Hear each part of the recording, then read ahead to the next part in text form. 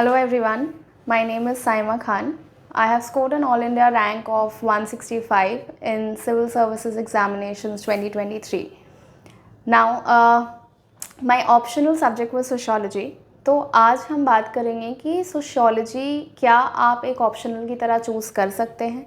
अगर आप चूज़ करते हैं तो उसके फ़ायदे क्या है, क्या नुकसान है, क्या रिसोर्सेज हम फॉलो कर सकते हैं सोशियोलॉजी के लिए, और हमें आंसर राइटिंग कैसे करनी चाहिए सोशियोलॉजी की। बहुत डिटेल वीडियो नहीं है, but it will give you a very quick overview about the subject. और क्योंकि मैंने सोशियोलॉजी ही लेके कॉलेज में भी पढ़ाई की है, आई थिंक आप फॉलो कर सकते हैं उन रिसोर्सेज को जो मैंने यूज़ किया था अपने अटेम्प्ट में, and you know which helped me score 270+ in my optional paper. Now, yeah, so firstly, before I delve into the video, these are my friends who've cleared: Ashish, Bratati, Parumita Di, Priya on the reserve list. So yeah, the batch is starting for 2025-26. Batch start होता है 15th August को, and for your GS subjects you can definitely register. मैंने अपनी पूरी preparation यहाँ से की है, आप ज्वाइन कर सकते हैं, आप डेमो क्लास कर सकते हैं, and you can then plan accordingly. So yeah, Educrat IAS Academy. Okay, now these are the sources that we are going to follow for sociology. Firstly, क्या आपको sociology as an optional subject choose करना चाहिए? For me it was a very easy decision, क्योंकि मैंने ये subject school में भी पढ़ा था, कॉलेज में भी पढ़ा है और ऑप्शनल में भी पढ़ा था. सो आई न्यू कि ये सब्जेक्ट काफ़ी इंटरेस्टिंग है, and I was very clear that I wanted to choose it as an optional. Now, जिन्होंने कभी इस सब्जेक्ट के बारे में नहीं पढ़ा है, अगर आप कंफ्यूज हो whether you should choose sociology as an optional, I can give you a few pointers कि क्यों ये एक अच्छा ऑप्शनल है. सबसे पहले एक it has a very general idea of, let's say, what is marriage, what is family, what is caste. It helps you not only developing your idea about the general society, क्योंकि आप civil servant हैं, आप society के लिए काम करेंगे, तो उसके बारे में आपको एक इन डेप्थ अंडरस्टैंडिंग देती है. दूसरी चीज़, ये आपका GS सब्जेक्ट्स के साथ भी ओवरलैपिंग है, स्पेशली GS1 एंड GS2. आप एथिक्स में भी बहुत बार इसको यूज़ कर सकते हो, आप ऐसे में यूज़ कर सकते हो इसके कंटेंट को. सो सिर्फ ऑप्शनल में ही आपको हेल्प नहीं करता है ये sociology. It will also help you in other GS subjects. One of the many reasons a lot of students also go for sociology is because it is very high scoring. Like I scored a 270+, but we see a lot of toppers who've scored more than 300 as well. So score इसमें काफ़ी अच्छे आ जाते हैं if you have a decent understanding of the subject.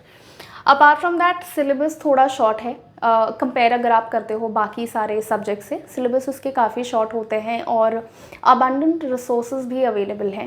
तो ऐसा कुछ नहीं है, या कोई टॉपिक नहीं है, या कोई पेपर नहीं है जिसके लिए आपको रिसोर्सेज नहीं मिलेंगे. So you have readymade and very good resources for all the topics that are required to complete your optional. And one thing is that sociology is actually a very interesting subject. You do get to learn a lot about different thinkers, or it does develop your personality in the sense कि आप एक layman की तरह नहीं सोचते हो. You can understand why certain things are happening in society, or you can understand the various dimensions of social issues. If you are still very unsure कि आपको क्या सब्जेक्ट लेने हैं, my suggestion would be that firstly please go through the syllabus. अगर हम बोलें कि आप प्लीज़ एक बार सिलेबस और PYQs के सिलेबस और PYQs को आप गो थ्रू कर सकते हो. Once you go through these, आपको एक आइडिया मिलेगा. Before choosing any optional, you should read about the optional, you should read the syllabus. तो आप जब पढ़ोगे सिलेबस, आपको रियलाइज़ होगा कि GS1-2 के बहुत सारे टॉपिक्स कवर्ड हैं, and it's quite interesting as well. And also PYQs, अगर आप प्रीवियस ईयर क्वेश्चंस करते हो, आपको समझ आएगा कि क्या आप ये ऑप्शनल आगे करना चाहते हो, या फिर you will be able to answer these questions even with a basic knowledge. So before deciding on this, you can definitely go through these, but for as per my suggestion, अगर आपको knowledge भी नहीं है sociology की, तब भी it is a good optional to choose. But definitely we जैसे हर ऑप्शनल है, इसमें भी कुछ इश्यूज़ हैं. एक राइटिंग स्किल्स आते हैं. बहुत सारे लोग इवन आपकी अगर कंटेंट बहुत ज़्यादा स्ट्रॉन्ग है, आप उसको ट्रांसलेट नहीं कर पाते हो into a good answer. One problem is that we do have to write a lot of thinkers. तो आपको बहुत सारे थिंकर्स के नाम याद करने पड़ते हैं इन सोशियोलॉजी. तो वो एक एरिया है जहाँ पे स्टूडेंट्स कुछ इश्यूज़ फेस कर सकते हैं, बिकॉज बहुत सारे थिंकर्स को याद रखना, उन्होंने क्या कहा, फिर उसको यूज़ करना लेट्स से इन क्रिटिसिज्म और solutions can be a little too much to take sometimes. That is one issue with this sociological analysis of current affairs. Now क्या है, पेपर 2 आपका बहुत ज़्यादा डोमिनेंट होता है with current affairs and contemporary examples. तो we are expected to link the current affairs with sociological knowledge.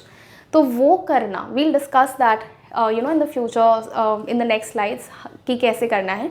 But that people face problems. For instance की gig economy जो आजकल it's a new development in the work culture, उसको आप सोशियोलॉजिकली कैसे analyse कर सकते हो, कौन से थिंकर्स का व्यू वहाँ पे एप्लीकेबल है, या सोशियोलॉजिकली क्या इश्यूज आ सकते हैं उसमें, वो समझना थोड़ा प्रॉब्लमैटिक हो जाता है कभी कभी.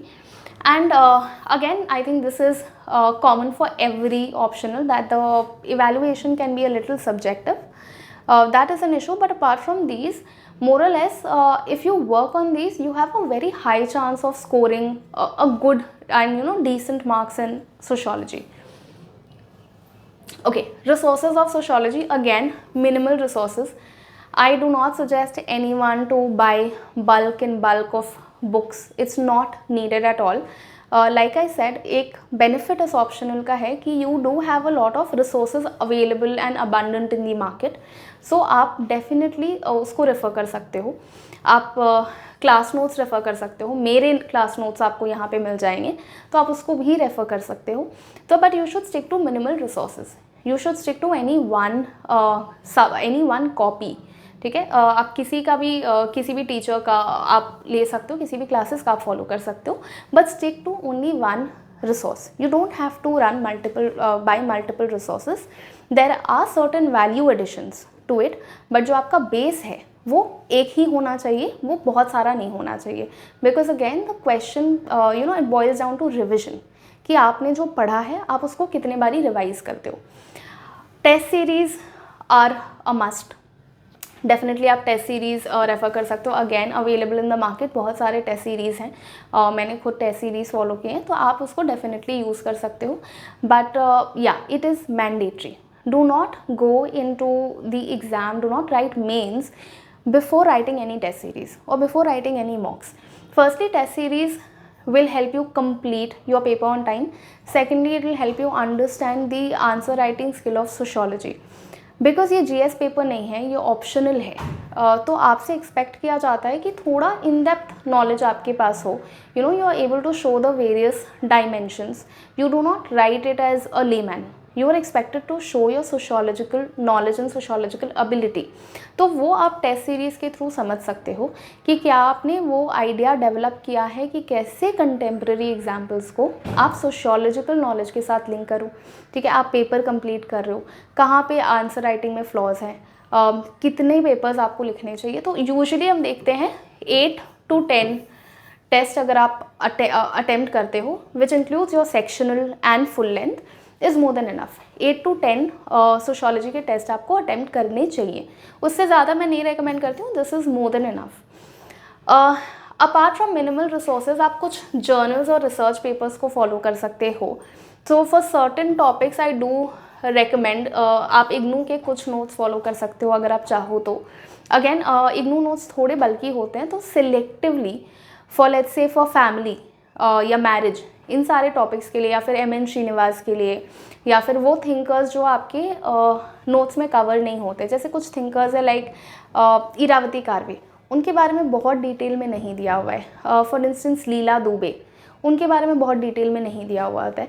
तो ये कुछ थिंकर्स हो गए जिनके बारे में आपको अगर जानना है, आप अपने इग्नू के नोट्स को रेफ़र कर सकते हो. That will not only help you in your mains, it'll help you firstly in your interview also, because as optional है तो आप उसके लिए भी तैयारी कर सकते हो. सेकेंडली थोड़ा एक्स्ट्रा नॉलेज आपको दिखाने का मौका मिलता है. If you read a little about more thinkers, तो आप इग्नू फॉलो कर सकते हो. फिर आप EPW फॉलो कर सकते हो, economic and political weekly. Economic and political weekly में डेटा अच्छे होते हैं, एनालिसिस अच्छा होता है. तो सिलेक्टिवली अपने सिलेबस के साथ लिंक करके आप EPW भी फॉलो कर सकते हो. You can follow sociological bulletin. बहुत लोग नहीं करते हैं, बट अगर आप चाहो तो सोशियोलॉजिकल बुलेटिन फॉलो कर सकते हो. जैसे आपको पता होगा, स्टार्टेड बाय MN श्रीनिवास. आप डेफिनेटली इसको फॉलो कर सकते हो. ऑप्शनल है, चाहो तो छोड़ सकते हो, बट EPW ज़रूर फॉलो करना, इग्नू ज़रूर फॉलो करना. और बुलेटिन अगर आपके पास टाइम है तो आप कर सकते हो, नहीं तो that's also okay. If you come to books, Nitin Sangwan is very Nitin Sangwan का जो एसेंशियल सोशियोलॉजी आता है, that again is a very good compilation for revision. This should not be your basic source, but आप सप्लीमेंट कर सकते हो.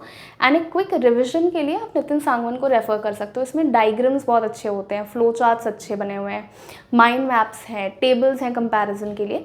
तो स्पेशली फॉर डायग्राम्स ना आपके आंसर में, बिकॉज आपको सोशो में बहुत ज़्यादा मौका नहीं मिलता है ये सब दिखाने का.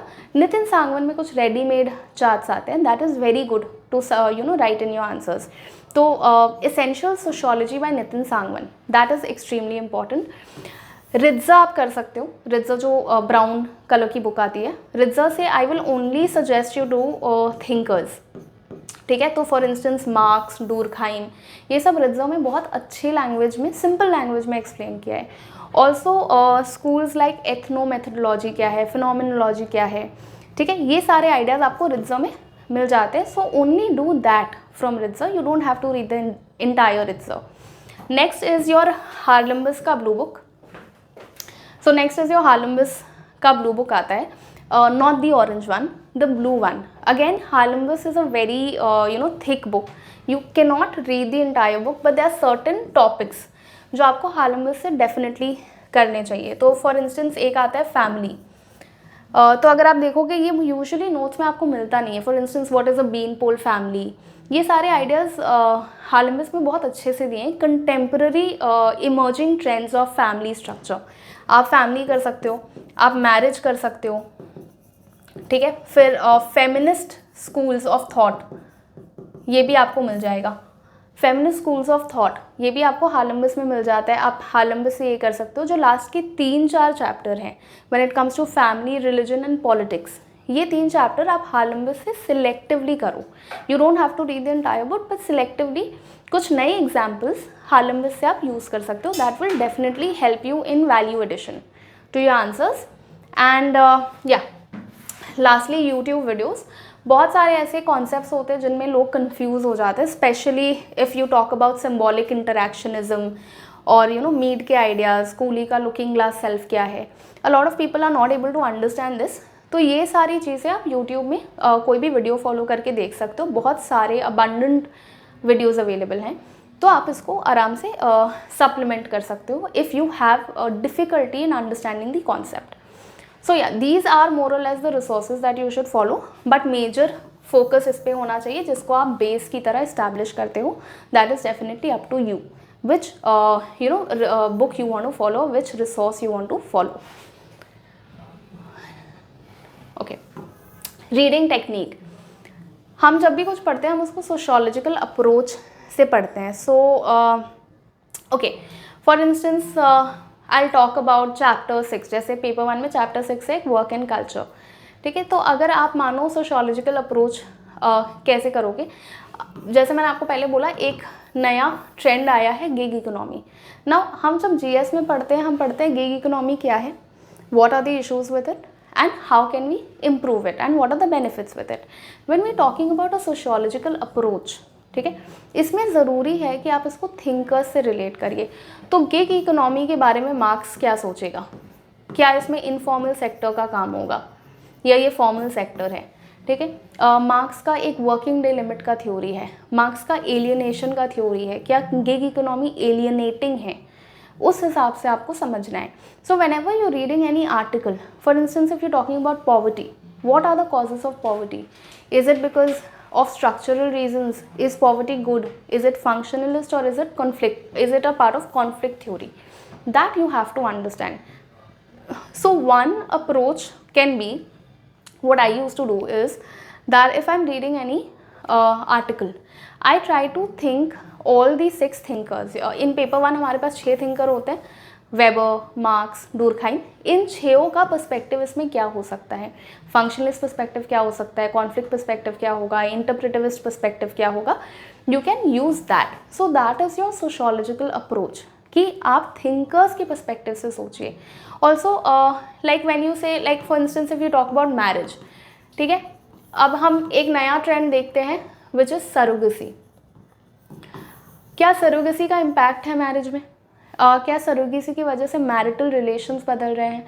Now there was a news that like let's say a grandmother is the surrogate of her own child. तो सरोगेसी से बायोलॉजिकल रिलेशंस चेंज हो रहे हैं. तो मैरिज पे इसका इम्पैक्ट क्या हो सकता है? You have to analyse all of that. ठीक है. Secondly, obviously you have to focus on test series. Test series से आपको वैल्यू एडिशन भी मिलेगा. बहुत सारे ऐसे थ्योरीज हैं जो आपके बेसिक रिसोर्स में कवर नहीं होंगे, बट टेस्ट सीरीज में एज क्वेश्चंस आ सकते हैं. So you should supplement your resources from test series as well. Again point wise understand करिए. आपके क्वेश्चंस के मल्टीपल पार्ट्स होते हैं. तो for instance let's say what is collective effervescence, how is it different from collective representation, how has collective effervescence been used in the theory of religion. तो आप इसको point wise समझने की कोशिश करिए और हर पार्ट ऑफ द क्वेश्चन को आंसर करिए. Every part that has been asked, every word that has been mentioned in the question becomes important and you have to explain it to the examiner in simple language but from a sociological point of view. Again keyword analysis. तो जैसे कुछ keywords हैं, for instance caste. Now you should have a proper definition of caste. You can not say that, you can not talk like caste is a very rigid system in India. All of that आप नहीं बोल सकते. बहुत layman definition है.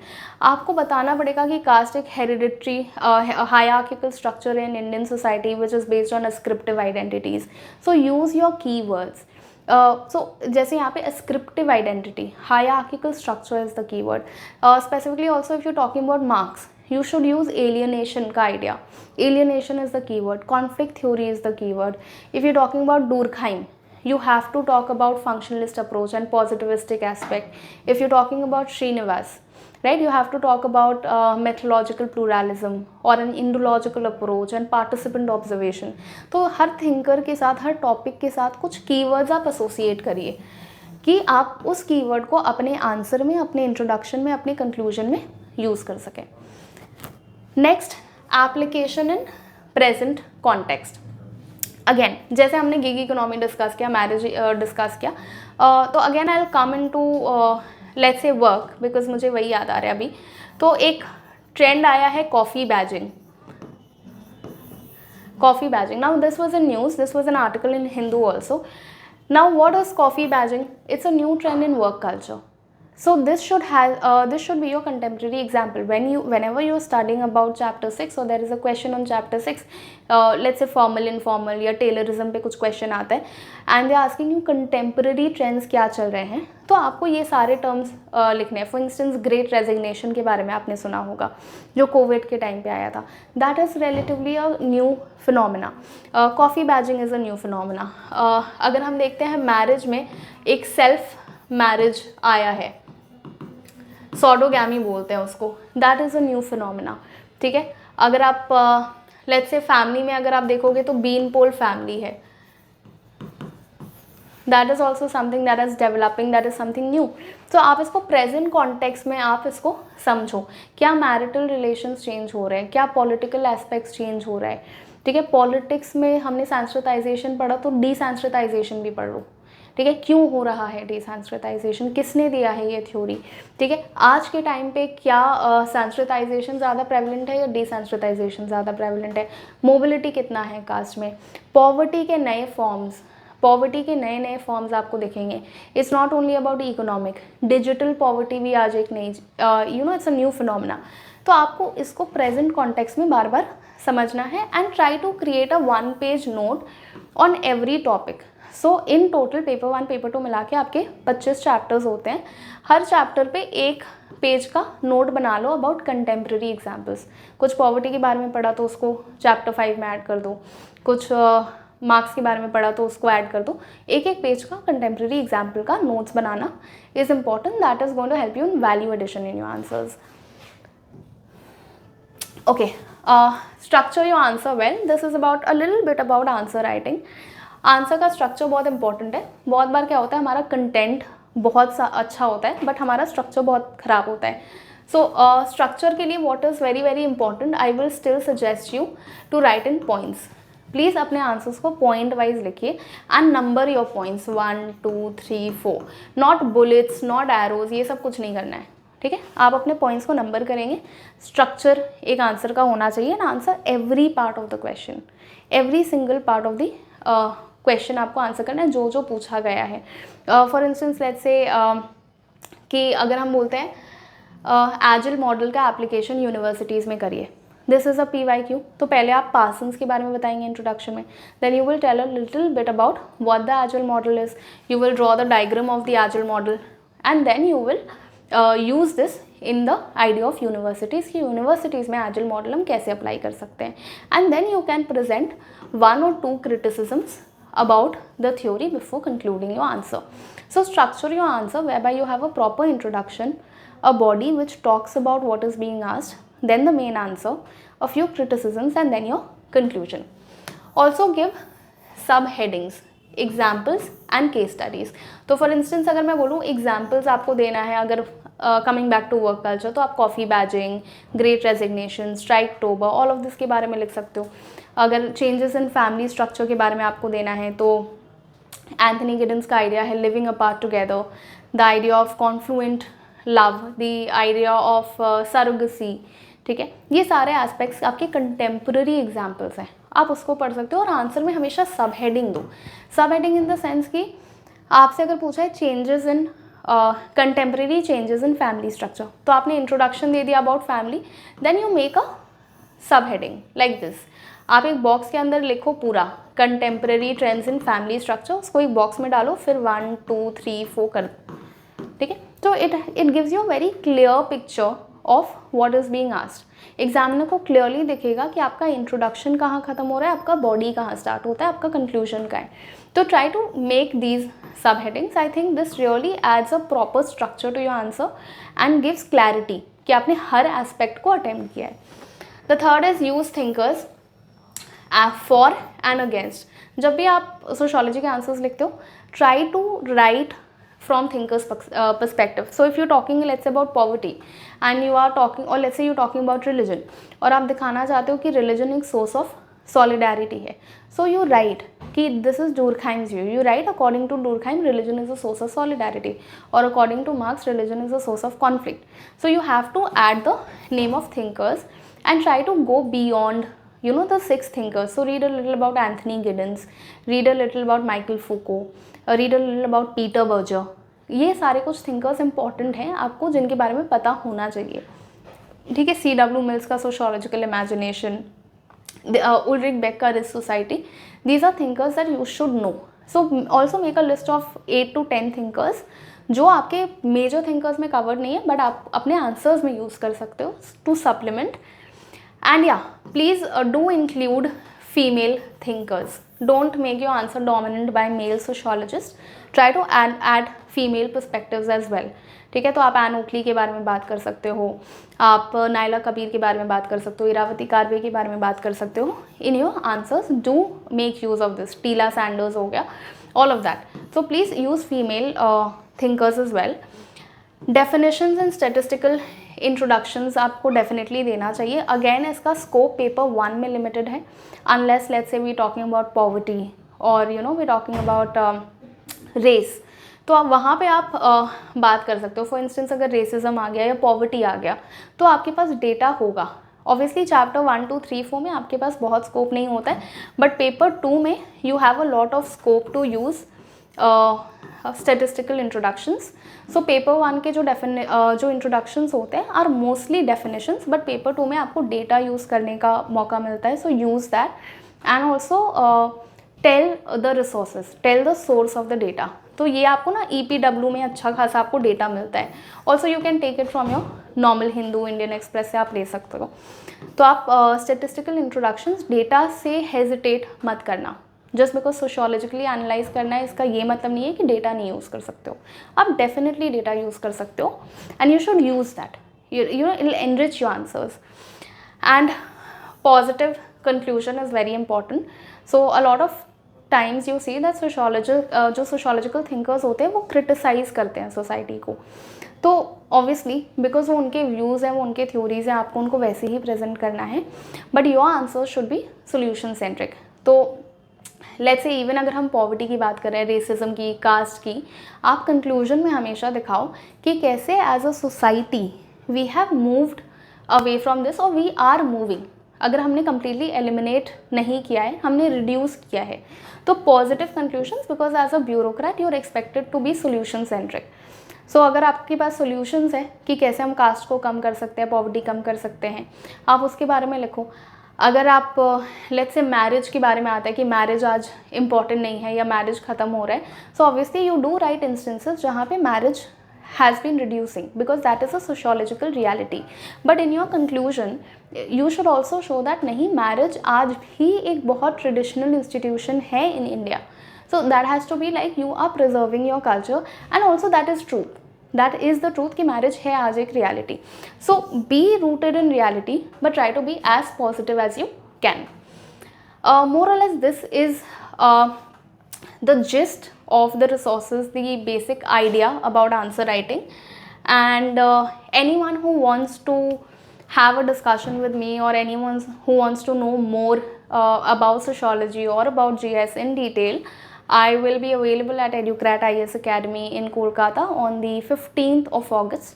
So you can register yourself for a counseling session and we can have a detailed analysis about sociology and GS, and I can clear your doubts there.